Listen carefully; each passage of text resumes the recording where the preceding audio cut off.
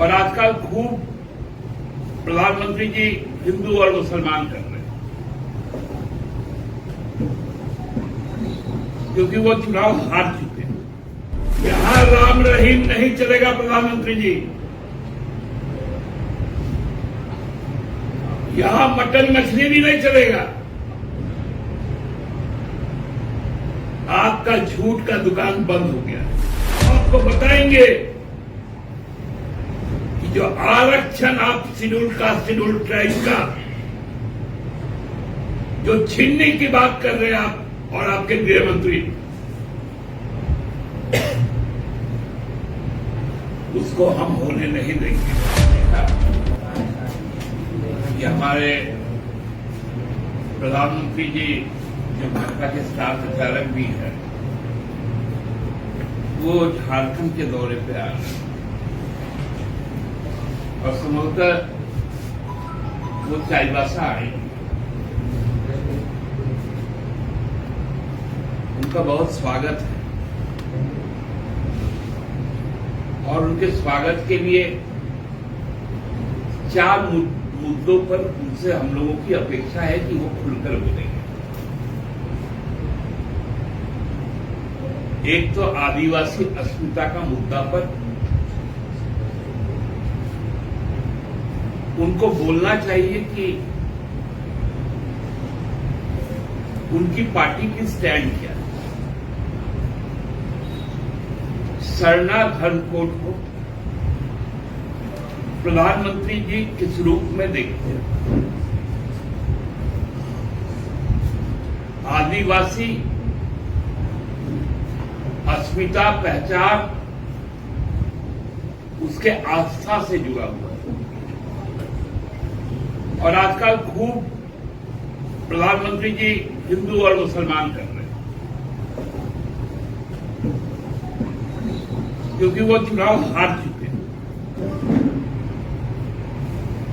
तो ये बताए कि सरना धर्म कोड पर उसके मान्यता पर भारतीय जनता पार्टी का अपना क्या समझ है, क्योंकि आदिवासी का नाम लेना, जनजातीय गौरव दिवस बोलना और हाथ बंधवाकर एक आदिवासी महिला जो इस देश की सर्वोच्च पद पर है,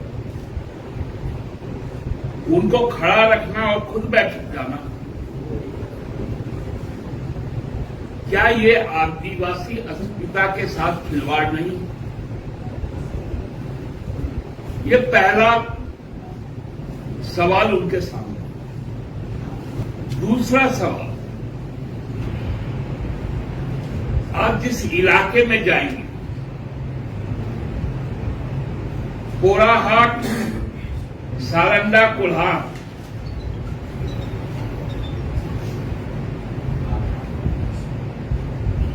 वहां पर जो वन अधिकार वहां के स्थानीय लोगों का है, मूलवासियों का, आदिवासियों का, उस पे आपने क्यों बदलाव? आपने ग्राम सभा को क्यों मुलतवी किया?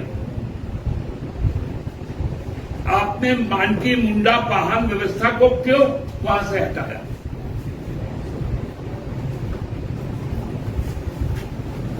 क्या मजबूरी रही कि वहां पर कॉर्पोरेट अवैध रूप से घुसेंगे, उनके साथ उनके निजी सुरक्षा कर्मी या यो कहे कि सेना जो आर्म्ड होगी, जो सशस्त्र होगी,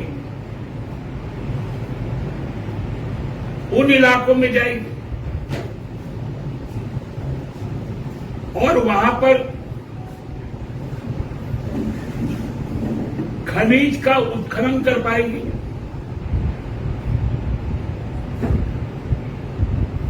जैसे हसदेवा में अडानी जी कर रहे हैं, वैसे ही सारंडा, पुराहाट, कोल्हार में क्या अडानी जी घुसेंगे? ये दूसरा सवाल उनको देना पड़ेगा। उनके पास तीसरा सवाल है हमारा कि जो कोल बियरिंग एक्ट था उसके साथ छेड़छाड़ क्यों की? क्योंकि ये पूरा इलाका लोहा और कोयला का, वहां से एनवायरमेंट इंपैक्ट असेसमेंट को क्यों हटा दिया गया? पर्यावरण का जो प्रतिकूल प्रभाव पड़ेगा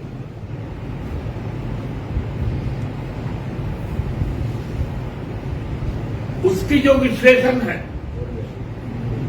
उसको क्यों हटा दिया गया? कोल बियरिंग एक्ट में एक और असेसमेंट है, सोशल इंपैक्ट असेसमेंट, उसको भी शिथिल कर दिया गया। मतलब वहां के डेमोग्राफी को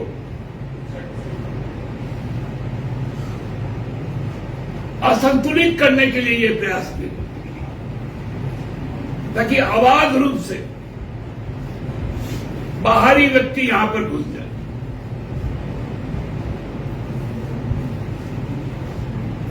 उसी एक्ट में आपने ग्राम सभा को क्यों समाप्त कर दिया? ये क्या बतलाता है? क्या झारखंड के हित में है, इस देश के हित में है, इस देश के आदिवासी मूलवासी के हित में है या विरोध में? और मेरा चौथा सवाल, प्रधानमंत्री जी आ रहे, उनको बताना पड़ेगा 10 सालों में एचईसी कैसे बर्बाद हो? राजधानी के आर्थिक मेरुदंड को उन्होंने क्यों तोड़ दिया? यहां राम रहीम नहीं चलेगा प्रधानमंत्री जी, यहां मटन मछली भी नहीं चलेगा।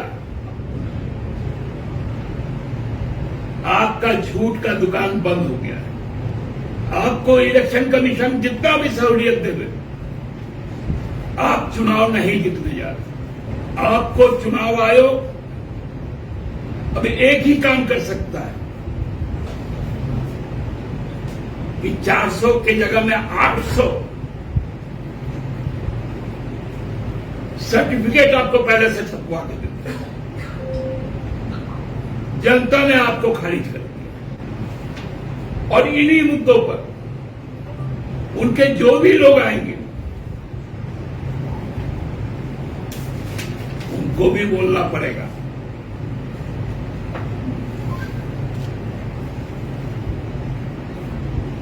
ऐसे घूम के जाने नहीं देंगे हम लोग। हमारे जो सवाल है उन सवालों का जवाब देना पड़ेगा। ये जनता के सवाल है, ये यहां के लोगों के सवाल है। ऐसे नहीं छोड़ेगी यहां की जनता कि आप उसके लोकप्रिय मुख्यमंत्री हेमंत सोरेन को जेल के अंदर करके चुनाव जीतना चाहते हैं। आप डराएंगे तो हम डरेंगे नहीं, हम आपसे लड़ेंगे। हम आपको बताएंगे कि जो आरक्षण आप शेड्यूल कास्ट शेड्यूल ट्राइब का जो छीनने की बात कर रहे हैं आप और आपके गृह मंत्री, उसको हम होने नहीं देंगे। हम बाबा साहेब के संविधान को बदलने नहीं देंगे।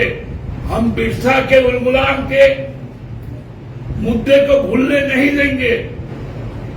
यहां का सवाल को भटकाने के लिए सांप्रदायिक बातें नहीं करेंगे। इसकी गारंटी आप पहले ले लें।